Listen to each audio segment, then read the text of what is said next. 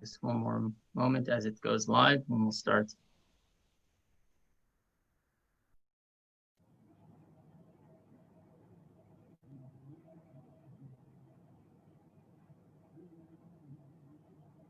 Right, and we're live. Good evening, ladies and gentlemen. Welcome to the Mequon Torah Center Summer Lecture Series. Tonight is the first of 3 lectures. We have Rabbi Wolf next Wednesday night and Mrs. Shandy Jacobson the following Monday night, right here, 7:30. We find ourselves in a very interesting time on the Jewish calendar during the 3 weeks where we commemorate and mourn the destruction of both holy temples and all the sadness and hardship that the Jewish nation has gone through over the past more than 2,000 years. But one of the things that we can do to increase in some form of joy at this time is where a Jew truly finds joy and happiness, and that is in learning Torah and studying Torah. We have with us here tonight Rabbi Shlomo Yaffe, rabbi at B'nai Torah in Springfield, Massachusetts, member of the RCA, the Rabbinical Council of America, an amazing scholar and academic, an amazing teacher who has an amazing talent, an awesome talent at being able to take ancient texts of our tradition and show how they are applicable to every single human being today. Rabbi Yaffe, take it away. Thank you so much for your overly kind introduction. And let's see, there we are. Okay. So we'll begin with a gentleman by the name of Blake, because actually it reflects some of the issues we're talking about. This is, of course, the poem titled Tiger. This was at a time when the enormous strength, power, danger, and majesty of these creatures first became really well known in the West because of Britain's takeover of India. Did he who make the lamb make thee? Tiger, tiger, burning bright in the forests of the night. What immortal hand or eye dare frame thy fearful symmetry? So there's both this question as to perhaps the purpose of this dangerous carnivore, but also just awe at its strength and agility and its status as an apex predator. And you realize that something so incredibly well designed for its purpose, just to eat other animals, it's beyond any imagination. Only some immortal, infinite being, only some divine being could design something so awesomely perfect. So so with that, we come to the introduction question, which is, can I have a tiger in my living room? And this, of course, is reflective of, besides all the mythical alligators in New York City sewers, people bring home baby alligators, supposedly flush them down the toilet, and they occasionally eat commuters. It's not really the case. But certainly a lot of people have tried to raise a lot of dangerous animals in their homes. And there was even a television series recently on one of the streaming services that had a whole piece about the very bizarre life and possible crimes and of someone who ran a tiger sanctuary. We all remember the magic trick duo Siegfried and Roy, when one of their tigers turned on them and severely injured one of them.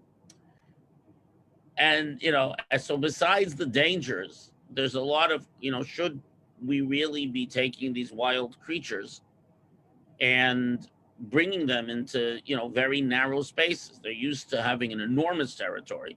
In particular, tigers, it's true of many other creatures in different ways, but they have enormous territories. They're programmed to hunt and chase prey, and not to eat steaks and so on. And it's to what extent do we have the responsibility not to imprison them? To what extent is human entertainment a reason to do so? So there's a lot of questions here, and I don't propose to directly answer too many of them. What I want to do is I want to share the key Judaic texts that deal with this, and many of these would be defined as not particular rules for Jews, but they represent some of the universal ideas in Judaism that are Judaism's contribution to humanity and the world as a whole. And I hope that this will provide material for an intelligent thought process within each one of us to see how these questions of conservation, of wild animals as entertainment, as the question of can I own any animal I want, issues of conservation, issues of the possible danger to others. And we're going to touch on the key texts, and hopefully you'll be able to they'll provide you with material to think about these things and come to some of your own conclusions. I'm going to pause at each section of this presentation and ask for questions, comments, and so on, so that we can make this somewhat interactive. Okay. So we begin with this is God's statement to Adam and Eve. God tells the first two people that they are unique. And the reason that they are unique, 1 second, please.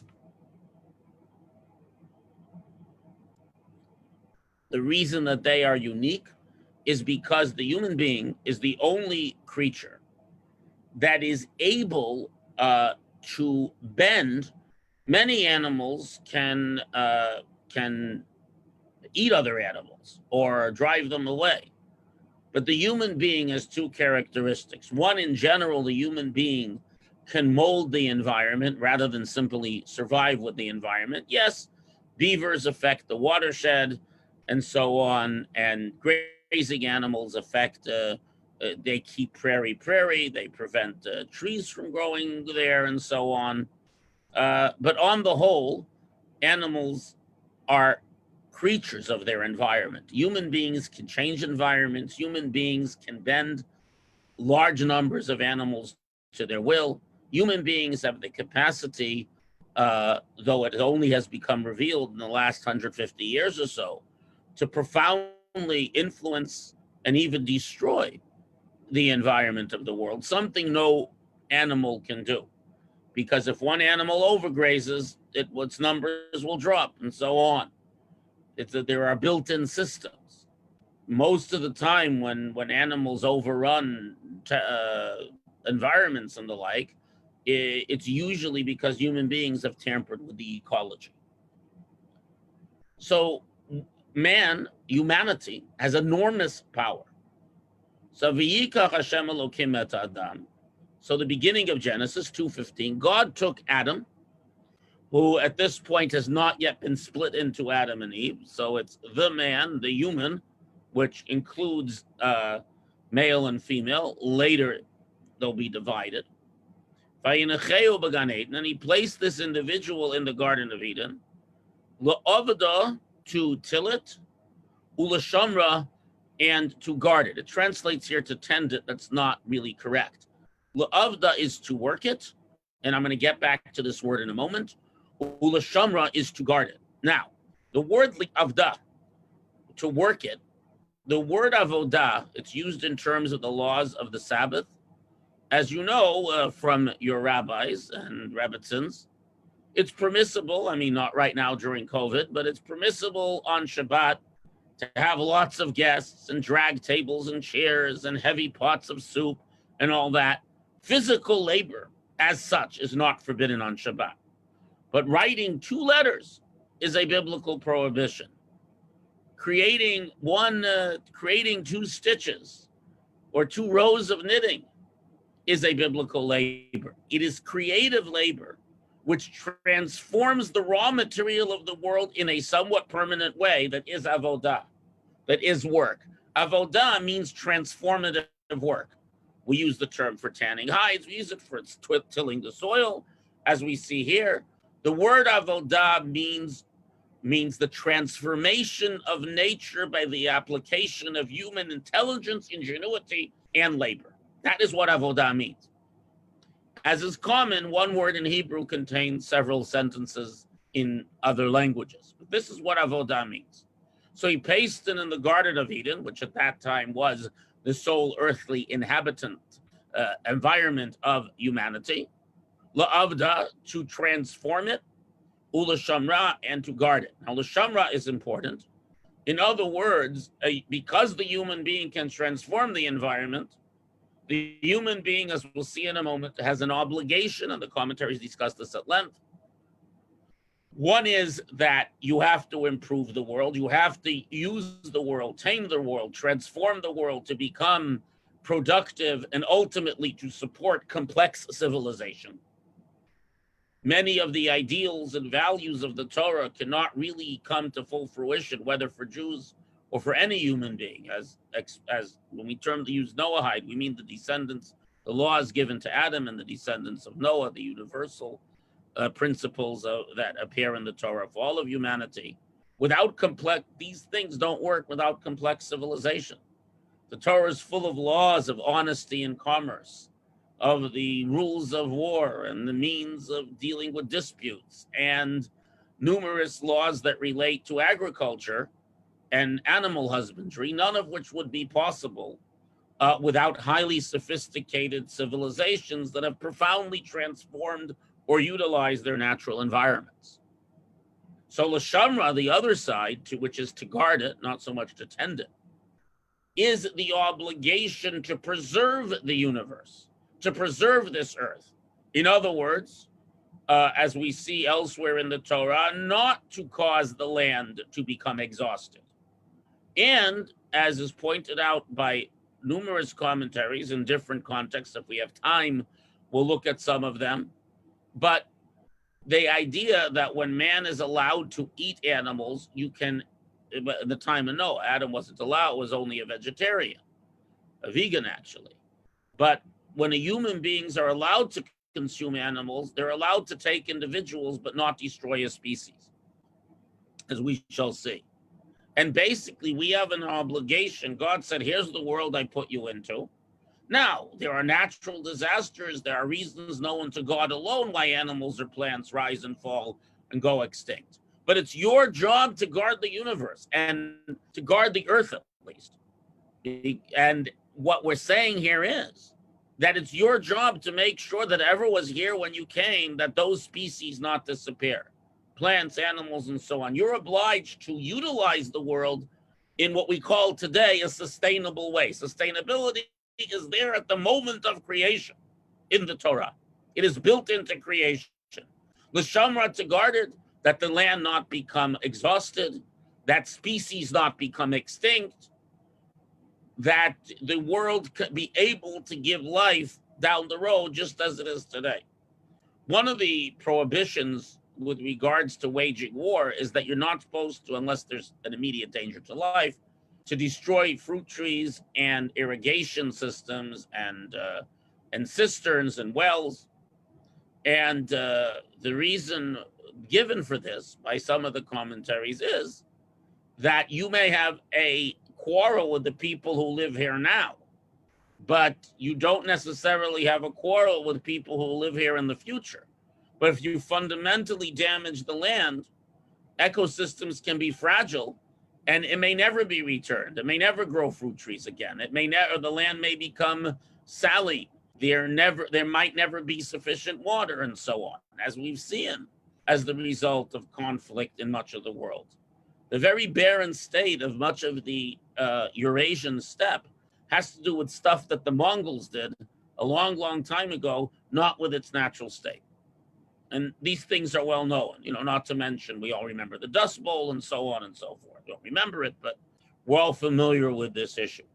So l'shamra, to guard it, means that the next generations should have the same benefit from the soil and from the land and from the creatures and from the air and from what we today call biodiversity as you did, sustainability.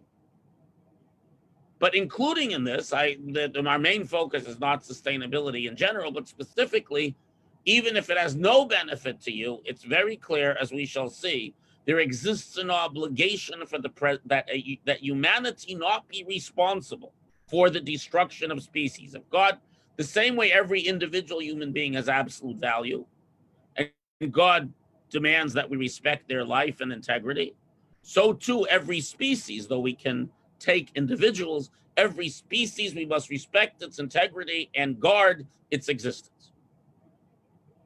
And he goes on to say, the fear and the dread, Genesis 9, and this is God speaking to Noah after the flood, in which it was permissible to eat animals if you so desire. The fear and the dread of you shall be upon all the beasts of the earth, upon all the birds of the sky, everything which the earth is astir. And upon all the fish of the sea, they are given into your hands. Every creature that lives shall be yours to eat, as with the green grasses. I give you all of them. Now,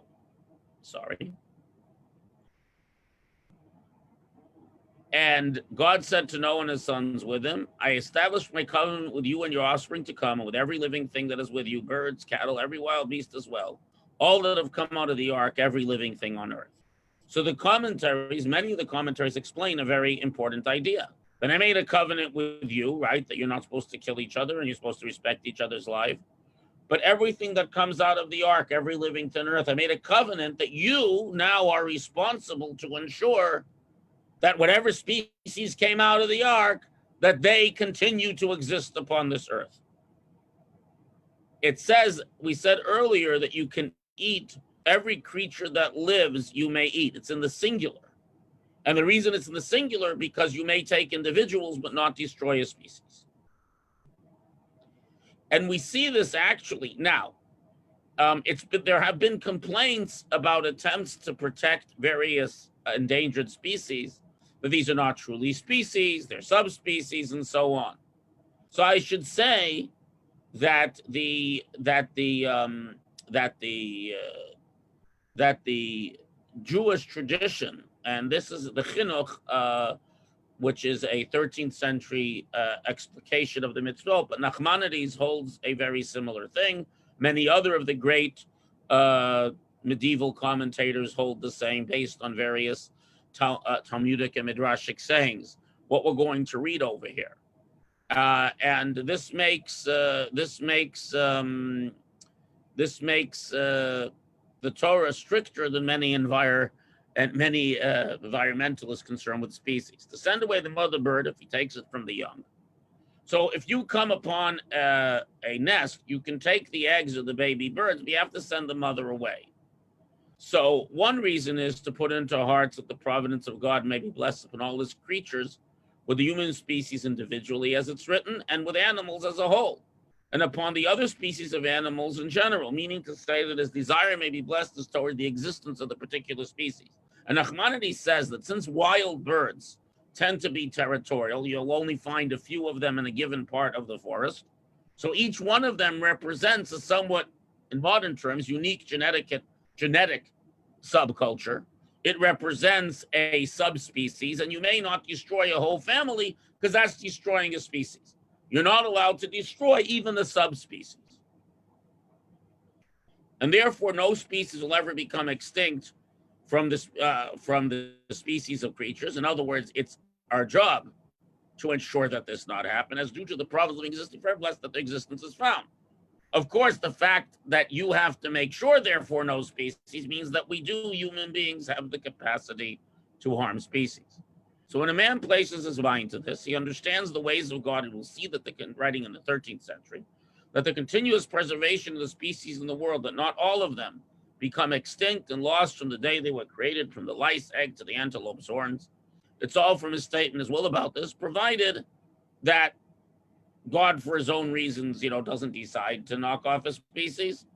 And more importantly, that human beings not do so. And of course, we have obviously destroyed a great deal of species. So In the first section we have just completed, it's quite clear that there is a fundamental human obligation to the preservation of species.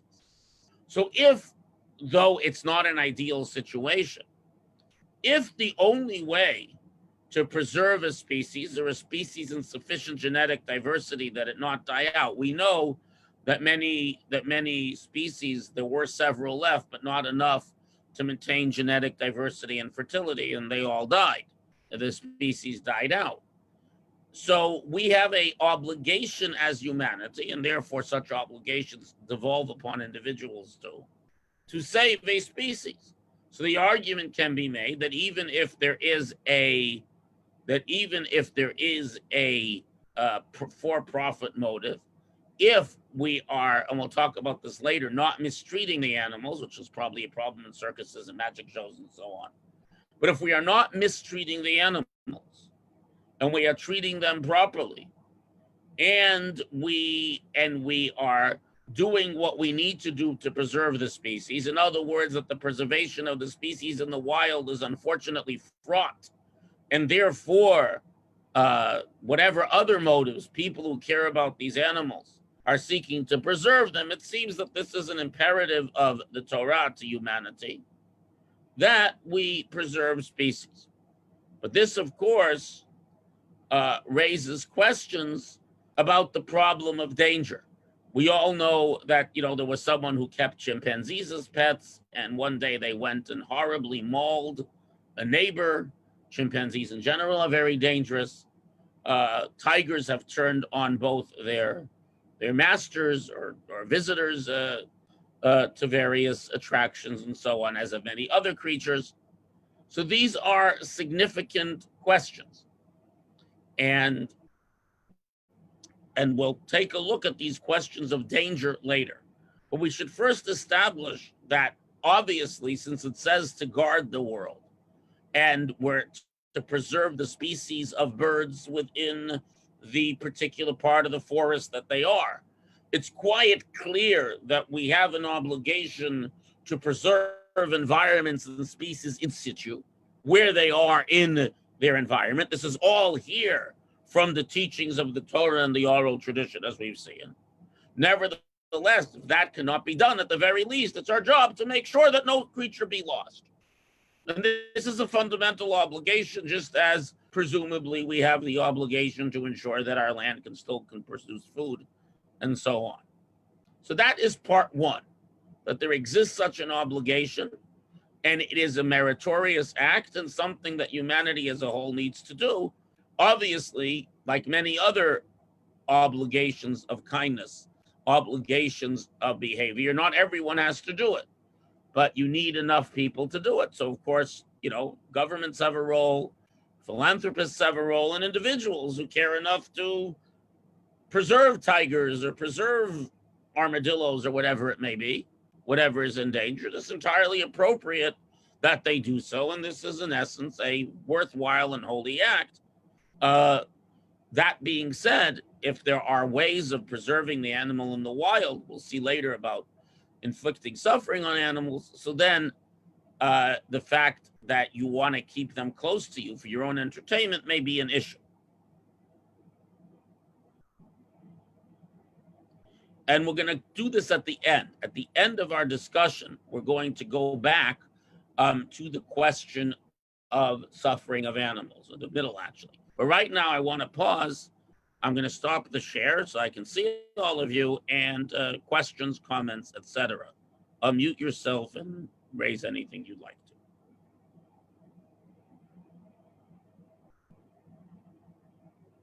Job at the food bank.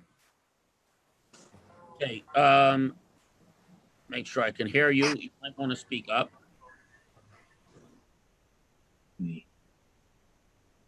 Whoever would like can unmute themselves. Yeah, I have a question. I understand the commandment to preserve species. So there is a paradox here, because when we build the Mishkan in the desert, we extinguish the Tchashin. I mean, we could have made the covers to the Mishkan a little shorter, and we could have preserved the hair at least. but we killed all of them, and that's by God's command. So I don't know how this comes up. Question. The question is, let me elaborate. There is an animal with a multicolored or perhaps iridescent skin. According to several midrashim, it had one horn in the middle of its forehead. So maybe that's where the whole unicorn thing comes from. And it was used to be as part of the outer covering of the Mishkan. And by tradition, there were only several of them, and they were all used for the building of the Mishkan, of the movable temple, the tabernacle in the desert.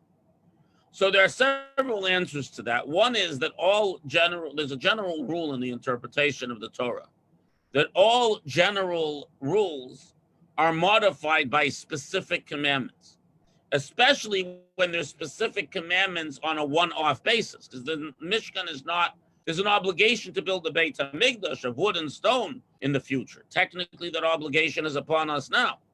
But there's no obligation to build a Mishkan. The Mishkan is Moses' work. It's a one-off deal, like the tablets. It's a one-off deal. And therefore, the simple answer is that this was a specific command in a specific moment and sense that overrides the general commands of the Torah.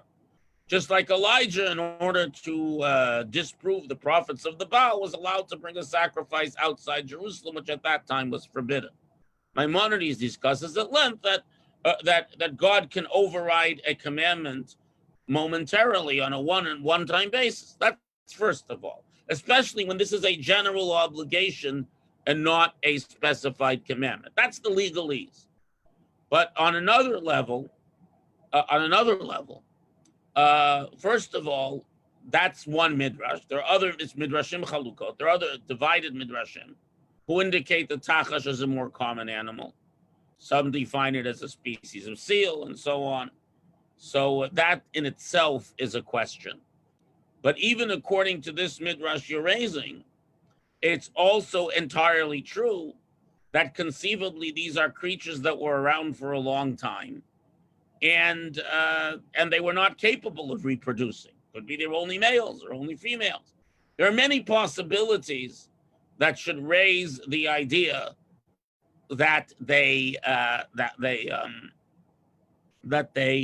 were ordained by God to become extinct anyways. But at any rate, it's a good question, interesting one. But a specific command for a specific moment in history never negates a general obligation. So I hope that's helpful. The same way that there may be a need for, people are in danger, and somehow by saving them, you might eradicate some small species of rodent. Saving human life, as we'll see, takes precedence. Okay, so that's step one. Any other questions before we move on to the next piece? Okay, so move on to the next.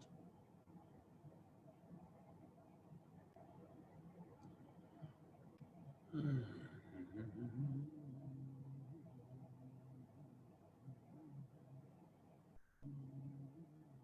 it go? There. Okay. So now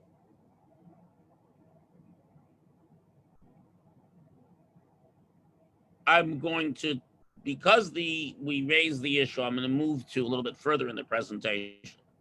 So on one hand, we're obliged to preserve species. But if we were totally altruistic in our desire to preserve species, we would preserve them in large wild animal parks. We would preserve them, if we can, in the continents and environments they come from, because every animal is suited for its environment. And where I say that I'm preserving species, but I seek to benefit from them. So this is the Kitzur Shulchan Aruch, the abridged code of Jewish law, which is written for, shall we say, the common man and woman, and represents the distilled fundamentals of Judaism.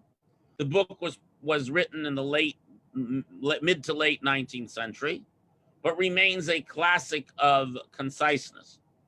The Torah forbids us to inflict suffering on any living creature. In other words, we are allowed to slaughter animals to eat, but we're told to do so in a way that happens to be quite humane. On the contrary, it is an obligation to remove the suffering of any creature, even if it's ownerless, even if it's wild, and even if it belongs to a non-Jew, which means to say that even if this non-Jew does not believe in an obligation to remove suffering of animals, and there are many societies which have various eating habits and otherwise that are not particularly concerning with the suffering of animals, we are obliged to do what we can to remove such suffering. Now, this is a very condensed statement. The key point is, so for example, if we need to save human life, we're allowed to experiment on animals, but we should do so in the least possible amount of suffering. And then there are things that we would consider frivolous, as we'll see later, like, testing cosmetics for irritation on animals and so on, which there's rightfully been an uproar about over the years. And in general, even though animals don't have a fundamental right to life, human beings can consume them, use them for warmth and so on. But the fact is that we have an obligation not to be cruel. Since animals suffer, we have an obligation not to allow that suffering. In other words, as human beings, we are obliged to be kind. We are obliged not to be cruel. And we are obliged to prevent suffering, because suffering, to the extent we can prevent it, is a bad thing. This doesn't mean that we can't eat an animal. It means that we have to, that in addition, for example, to the laws of ritual slaughter that enable us to kill the animal humanely, we have to make sure that it's properly treated on the way there and the slaughtering process, and that the slaughtering process not just be legally good, but that also limit the animal suffering. And if you own animals, the same thing applies. If you raise puppies or kittens or whatever, we're obliged to remove suffering as much as is reasonable and possible. However, if they are troublesome to mankind, so you can swat a mosquito, or if they are needed for medical purposes or for any other purpose, it is permitted even to kill them, and we disregard their pain. For the Torah permits us to slaughter them. So where pain is necessary, for example, we might have to infect an animal with a disease.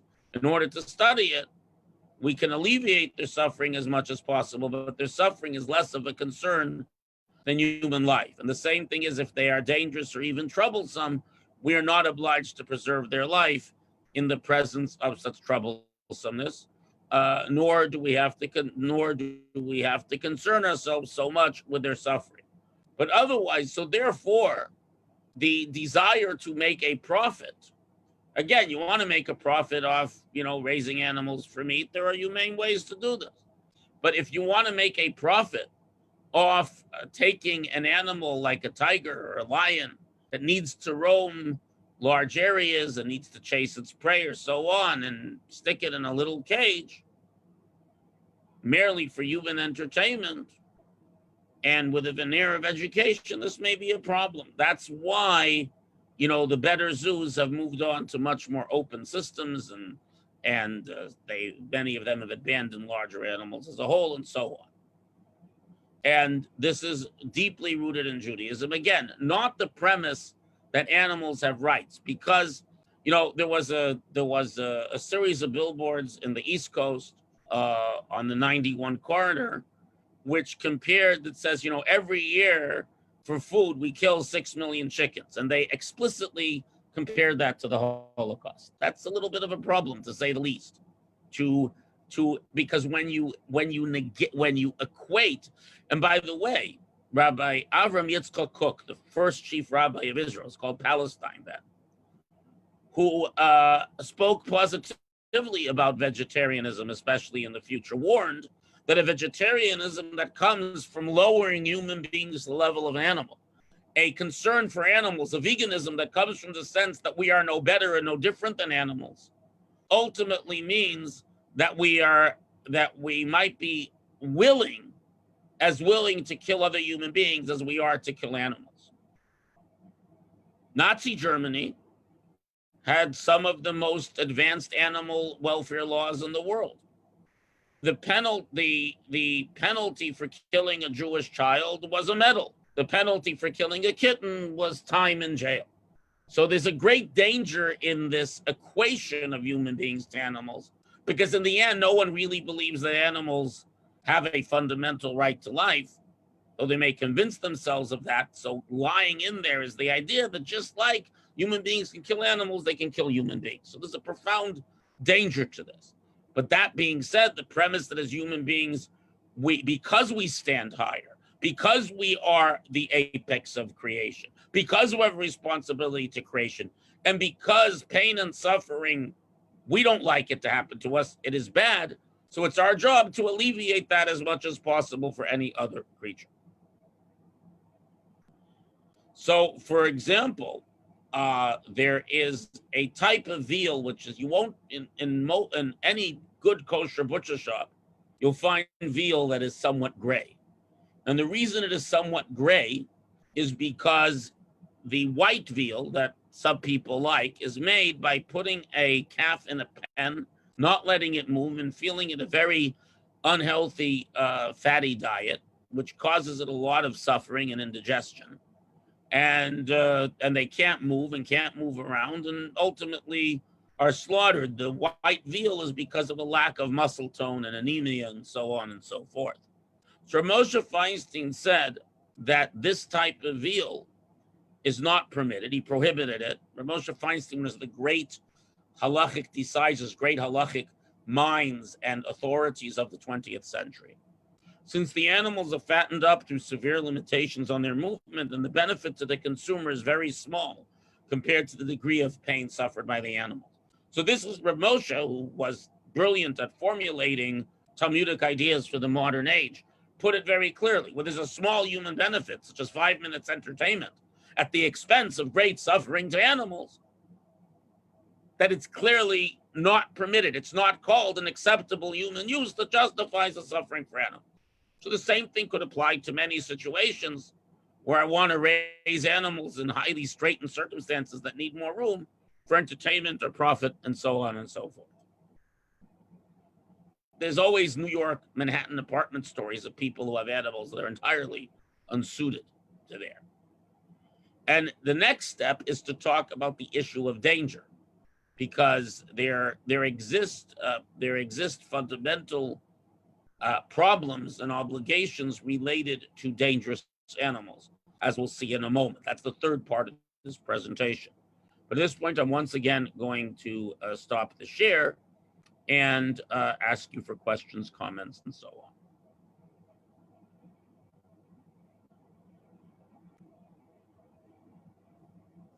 Once again, you can unmute yourselves if you have any questions. And I believe there's a raise the hand thingamajiggy. Yeah, I have a question. Sure. Go ahead, please. Is it allowed by the Torah to end the life of an animal if you know that animal is going to die soon? That is an excellent question. And actually, with a human being, the human being we have an absolute obligation to preserve human life, though there are allowances for suffering. But with an animal, there's no fundamental prohibition to ending its life if there's a purpose to ending its life. The fundamental prohibition with animals is to stop their suffering. So if an animal is suffering, we don't say, should the animal suffer to extend its life? The key obligation as human beings we have is that animals that we have some degree of authority over, even if they're wild animals, certainly if they're your own, not suffer. So if an animal is suffering, since suffering is prohibited by the Torah, but ending its life is not, it is preferable to end its life so it doesn't suffer than to allow it to suffer, because the imperative is not to allow a creature to suffer.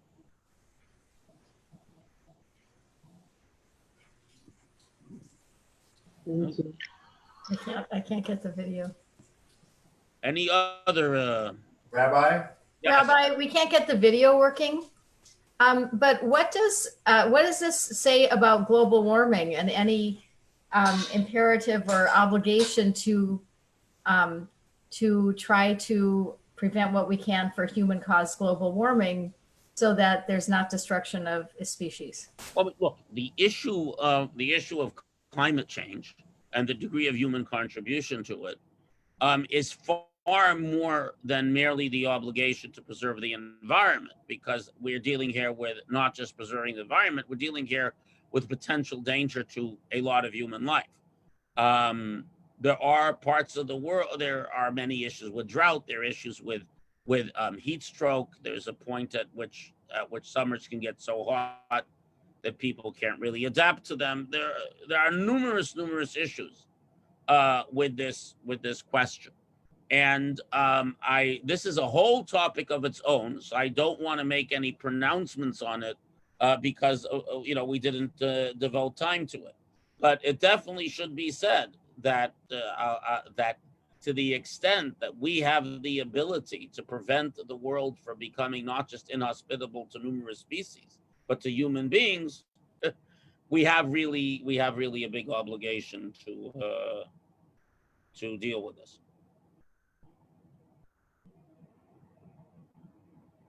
So I hope that's helpful. Again, the subject of climate change, because there's all kinds of interesting questions. In other words, how does Jewish law evaluate scientific evidence? How does it evaluate the cost benefit of various strategies that we might use to deal with this and so on? It's a fascinating topic, and one related to this one, but really a topic of its own. So, but definitely there exists an obligation not to allow. I mean, in a smaller sense, but again, the Talmud talks about smaller things that are relevant to bigger things. In a smaller sense, like if you see a flood beginning, you have an obligation to shore up the dike and so on. You don't say my field's not going to be harmed. You have an obligation to prevent loss to your fellow, let alone loss of life. But again, this is a topic that should be explored properly on its own because it is so important. Okay. I have another question. Sure, go ahead, please. Speaking of scientific evidence, what do Jewish people believe in dinosaurs? I know there are many places that were found there, like bones, and it looks like they were at some point millions of years ago. But so, what do we know about it? That is a famous question about the Torah and the Torah's account of creation, the universe. Again, a whole topic on its own, and there are numerous good articles and books written on it and so on. It's an interesting topic, but again, I mean, in other words, the larger question is that scientific evidence is relevant to action when it's dealing with our world today. The question of what constitutes evidence and what explanations you have. Let me just give you by way of example. The present state of cosmology cannot explain the first few trillionths of a second of existence. And there are all kinds of fancy terms that really mean I don't know. In other words, a fluctuation, nothingness became somethingness. In the end, the problem of Bria Yesh Mayim, of creation ex nihilo, is one that science can't solve. Why? Because science can only deal with the parameters of what what it can measure. And the creation of all the measures, of all the parameters out of nothing, is not subject to judgment by those parameters. So there's always going to be a point at which science has to have the humility to say, I can't analyze which doesn't exist. I can't describe patterns before the patterns exist. So with that in mind, again, that's a topic for another time. But here we're talking about evidence that is sufficient to argue that great harm could come upon individual climates or the world as a whole, human beings, other creatures. So then we have to deal with that question. But the question of evidence of a long time ago one has to be very careful to see what is evidence and what is simply the best possible explanation if we do not admit the existence of the transnatural. And again, that's a teaser for another topic. Okay. So let's proceed with the question, a more down-to-earth question, but a very important question with regards to the question of danger. Here we are.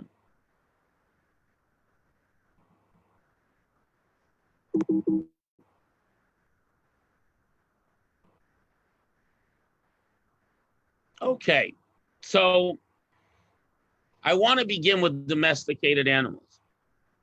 The Talmud cites Rabbi Natan. This is Rabbi Shachter of YU. He wrote an article. Since he had all the pieces that I was going to quote anyways, I saved some time. The Talmud cites Rabbi Natan asserts the one who raises an evil dog in his home violates the biblical prohibition to not place blood in your home. Now, an evil dog doesn't mean that animals are bad. All animals are good. Animals don't ever do anything other than what God wants them to do, even if we find them dangerous or even fatal.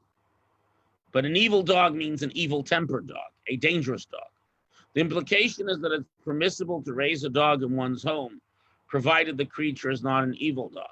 Rabbi Shlomo, in fact, permits one to raise a type of dog known as kafri dogs, since they help eliminate rodents. On the other hand, the Talmud writes it's forbidden to own a dog unless it's securely chained. And the rabbis of the Talmud pronounce a curse on one who owns dog. These statements seem to apply to all dogs, but that's not so simple. And furthermore, in the Talmud, it says that, so first of all, there are dogs that are helpful. Furthermore, in the Talmud, it says that that even a wild, dangerous dog, if you live on the border where there's intruders, so then you could have, say, a Doberman or a German Shepherd that's trained as an attack dog, provided you keep it chained so it doesn't harm innocent people. You can let it loose at night if you have problems with, with rustlers and so on and so forth.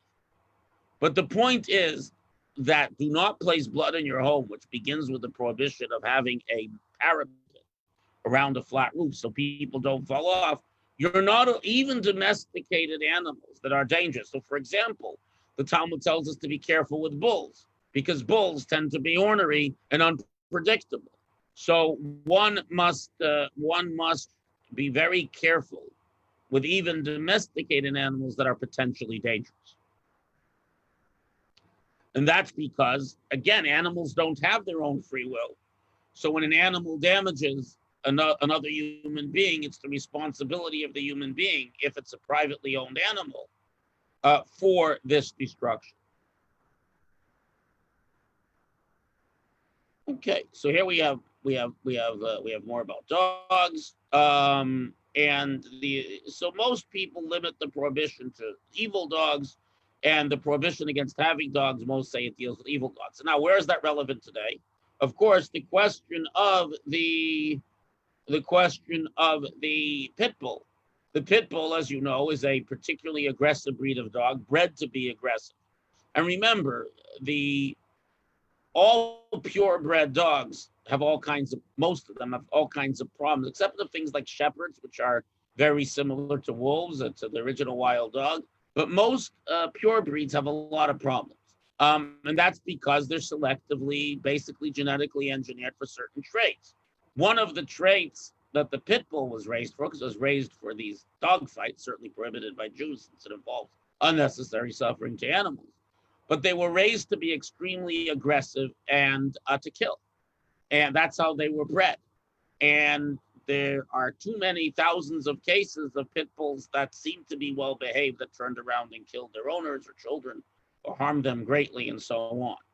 So the pit bull is the quintessential kelev ra, the quintessential evil dog. And I would unequivocally suggest that no one is allowed to keep a pit bull in their home, or frankly anywhere that it could possibly get out and harm someone. Maimonides, this is Maimonides laying it down. It's a positive mitzvah to remove any obstacles of danger to life and to be very careful regarding these matters. Beware for yourself and guard your soul. If a person leaves a dangerous obstacle, doesn't remove it, and negates the observance of a positive commandment and violates the negative commandment, do not cause blood to be spilled. Now we come to our tigers and our lions and our bears and so on. There's no tigers here because the tiger was not really known. There was, I believe, a Western Asian tiger, but at any rate, there's no evidence that tigers ever lived in the land of Israel. But the wolf, the lion, the bear, the leopard, the panther, and the snake, and it may be a panther, it may be actually a hyena. What the Bartolus says, there's a lot of questions. And the snake, that is a poisonous or constricting snake, all rank as a test of danger. In other words, a domesticated animal is only considered dangerous if it gores other animals or harms people or so on. But all wild animals are considered to be dangerous, and if you leave them around and do damage, you are responsible fully because there's no such thing as a tame animal. Rabbi Eliezer says if they're tame, they're not a danger. But the snake is always considered a danger. Snake charmers have apparently limited ability and lifespan. But that being said, the law is not like Rabbi Eliezer in any animal that is wild. And indeed, it's interesting to note that most of that very often people who have trained, as we saw with Siegfried and Roy, tigers and lions and so on, sometimes they turn on them. Chimpanzees, pit bulls, for that matter, they're not technically wild animals. And many people have raised snakes, and the snakes, poisonous snakes, and the snakes have bitten them, no matter how tame they seem to be. So there's a lot of evidence to this. This is something the Talmud obviously saw. That being said, it should also be pointed out that we see this. So, for example, wolves can't really be, even though they're very closely related to dogs, they can't really be tamed. Whereas most species of dogs, if they're dogs, can be tamed, but the African wild dog cannot be tamed because it's fundamentally a wild animal, and they tend to revert to that state. At least that's what my reading tells me. At any rate, the rule is that keeping a wild animal, however tame it looks, in your home, in a space where it can access other human beings, is the prohibition of endangering people's lives. And the same thing is allowing a circus to exist, where such animals, you have lion tamers and the like, is, I believe, has always been absolutely forbidden by Jewish law. Because there's always the danger to the tamer and to other people. The same thing, by the way, very often with elephants. Whether an elephant can be considered a tame animal, because they are tamed and use the beasts of burden, but even those often turn on their owners.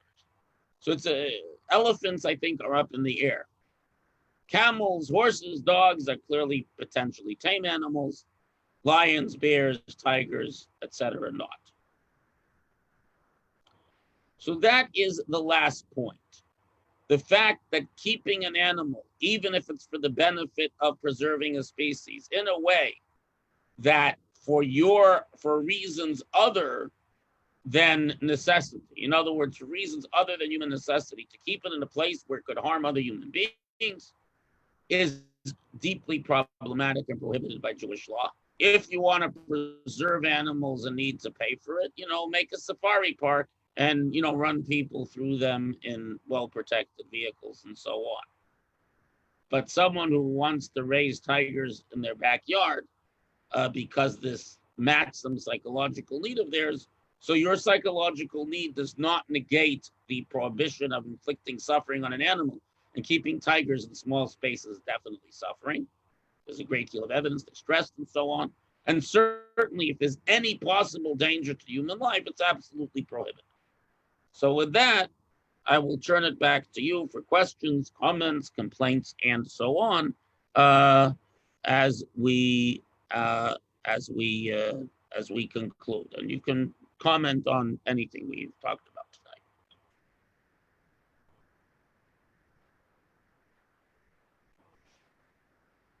If you'd like to comment, just unmute and be happy to.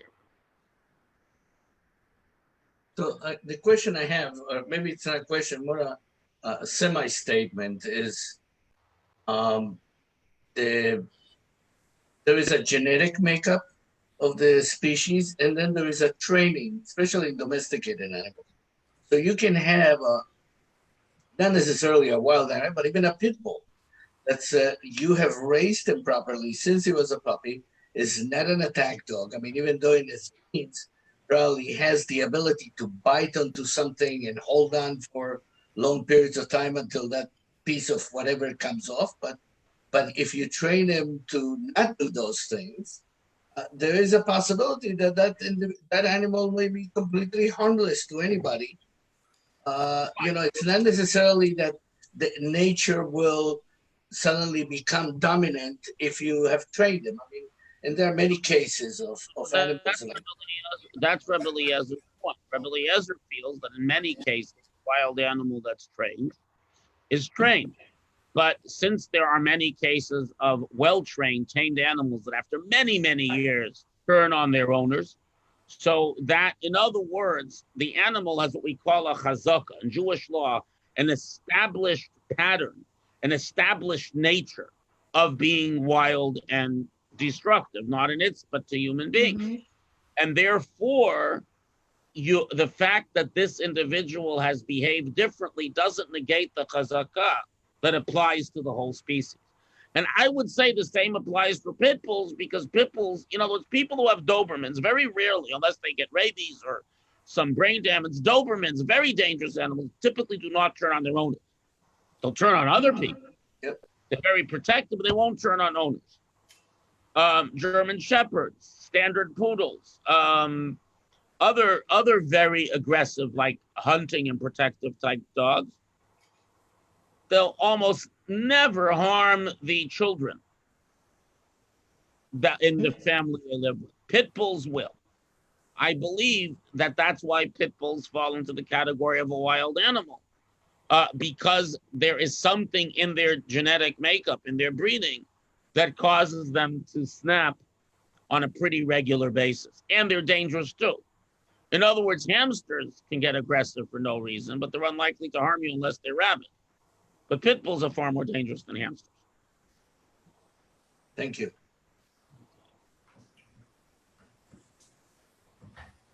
Are we muted or what are we? All right. Yes. Rabbi, thank you very much. That was an exceptionally fine talk. Very interesting. Can you hear me? You're welcome. Thank you, Rabbi Yaffe. Thank you very much. Thank you. Thank you. Thank you. Thank you, Rabbi Yaffe. That was a truly... I love your community. It's great to be back, even though only virtually, and God willing, when this is over, we'll hopefully see you in person. Amen. Amen. Amen. Amen. This is truly fascinating. Thank you, Rabbi Yaffe, and thank you, everybody, for joining. Thank Rabbi Yaffe, thank you. Thank you. Yes, thank you so Thank you. much.